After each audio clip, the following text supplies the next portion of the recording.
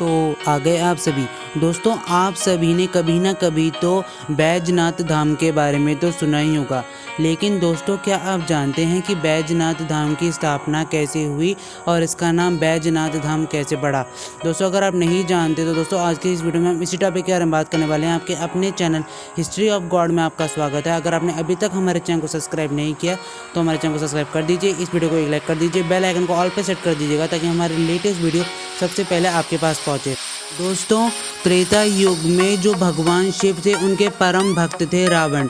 दोस्तों रावण ने एक बार कैलाश पर्वत जाके भगवान शिव की बहुत घोर तपस्या की थी, जिससे प्रसन्न होकर महादेव ने रावण को दर्शन दिए और रावण से वर मांगने को कहा। तो जो रावण था उसने कहा कि महादेव मैंने आपको देख लिया, यही मेरे लिए सब कुछ है, लेकिन अगर आप मेरी तपस्या से प्रसन्न हैं तो आप मुझे वरदान में दीजिए कि आप मेरे साथ लंका चलेंगे और लंका को ही अपना निवास स्थान बनाएंगे। तो जो महादेव थे वो विचार में पड़ गए। उसके बाद महादेव ने कहा कि मुझे मंजूर है, मैं तुम्हारे साथ लंका चलूँगा, किंतु मेरी 2 शर्तें हैं। तो जो रावण थे उन्होंने पूछा कैसी शर्तें प्रभु। तो जो महादेव थे उन्होंने कहा मेरी पहली शर्त ये है कि मैं यहाँ से लंका तक का सफ़र एक पाषाण लिंग के तौर पे करना चाहता हूँ, मतलब एक शिवलिंग के रूप में करना चाहता हूँ। और जो दूसरी शर्त थी महादेव की वो ये थी कि अगर लंका पहुँचने से पहले तुमने ये पाषाण लिंग कहीं पे भी रख दिया तो मैं उस जगह ही स्थापित हो जाऊंगा। तो जो रावण थे उन्होंने कहा कि महादेव मुझे आपकी ये दोनों शर्तें मंजूर हैं, मैं इस शिवलिंग को नीचे रखे बिना लंका तक लेके जाऊंगा। उसके बाद जो रावण थे उन्होंने कैलाश से प्रस्थान किया। दोस्तों कैलाश से प्रस्थान करने के बाद जो देवी देवता थे उन्होंने रावण के रास्ते में बहुत सारी अड़चनें पैदा की, क्योंकि देवी देवता नहीं चाहते थे कि महादेव रावण के साथ लंका चले। उसके बाद दोस्तों जब रावण ने इन सभी अड़चनों को पार कर लिया था, उसके बाद जब रावण कुछ समय और आगे तक चला उसने देखा कि बहुत सारी गाय बछड़ियाँ उसका रास्ता रोके खड़ी हैं। तो जो रावण था उसने पूछा कौन है गडरिया इन पशुओं का। उसके बाद दोस्तों झाड़ियों में से आवाज़ आई कि क्या आपने मुझे बुलाया। तो दोस्तों जो झाड़ी थे उनसे एक मनुष्य निकला, उसने अपना नाम भैजू बताया। जो रावण थे उन्होंने पूछा कि तुम कौन हो। तो जो व्यक्ति था उसने कहा कि मेरा नाम भैजू है और मैं एक चरवाहा हूँ। तो उसके बाद जो रावण थे उन्होंने कहा कि क्या तुम इन बछड़ों को यहाँ से हटा सकते हो, मुझे एक बहुत ही अति विशेष कार्य से लंका पहुँचना है।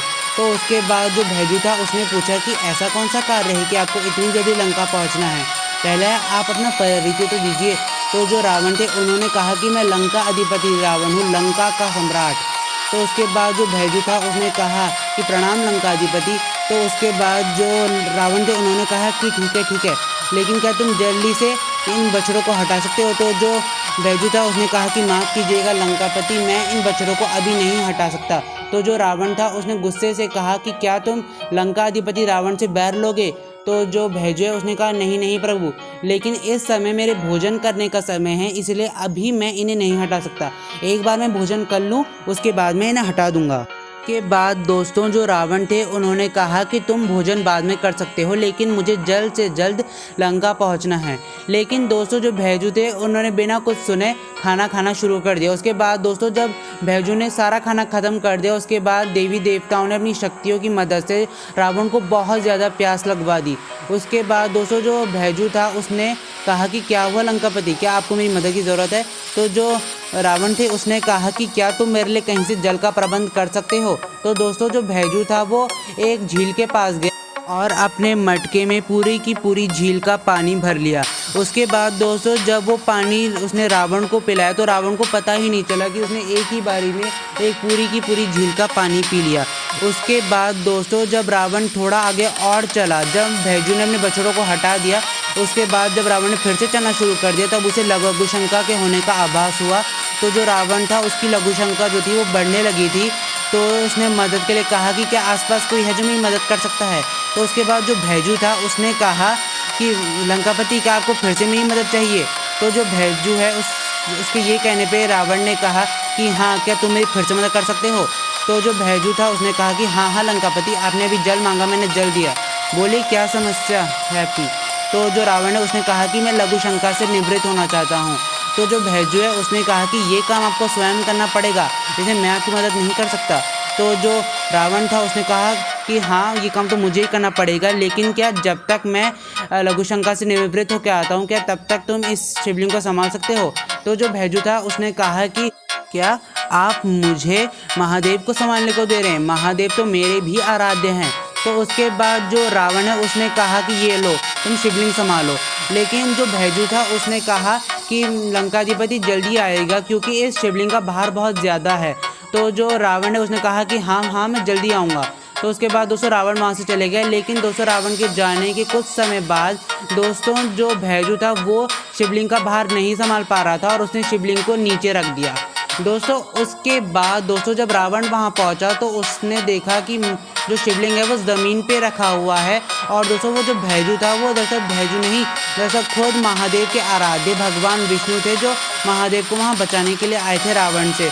उसके बाद जो रावण थे वो खुद समझ गए थे कि जो महादेव हैं वो मेरे साथ लंका नहीं चलना चाहते। उसके बाद जो महादेव थे उन्होंने भी रावण को दर्शन किया और कहा कि मैंने तुमसे कहा था कि ये शिवलिंग तुम जहाँ कहीं भी रख दोगे मैं उस जगह ही स्थापित हो जाऊँगा, इसीलिए अब मैं इस जगह से नहीं जा सकता। महादेव के ये कहने पर जो रावण था उसने कहा कि नहीं प्रभु, ऐसा मत कीजिए, आप मेरे साथ चलिए। उसके बाद जो महादेव थे वो वहाँ से गायब हो गए। उसके बाद जो रावण था वो क्रोधित होकर उसने अपनी शक्तियों से जो शिवलिंग था उसे ज़मीन में धंसा दिया था। और दोस्तों क्योंकि भगवान विष्णु ने भैजू नाम के एक व्यक्ति का रूप लेके इस शिवलिंग की स्थापना की थी, इसीलिए इस जगह को बैजनाथ धाम कहा जाता है। दोस्तों अगर आपको हमारी वीडियो पसंद है तो इस वीडियो को लाइक कीजिए, अपने तमाम दोस्तों में शेयर कीजिए, हमारे चैनल को सब्सक्राइब कीजिएगा और कमेंट सेक्शन में ओम नमो नारायण लिखना मत भूलिएगा। बहुत जल्द मिलेंगे ऐसी ही किसी नई वीडियो के साथ, तब तक के लिए बाय बाय।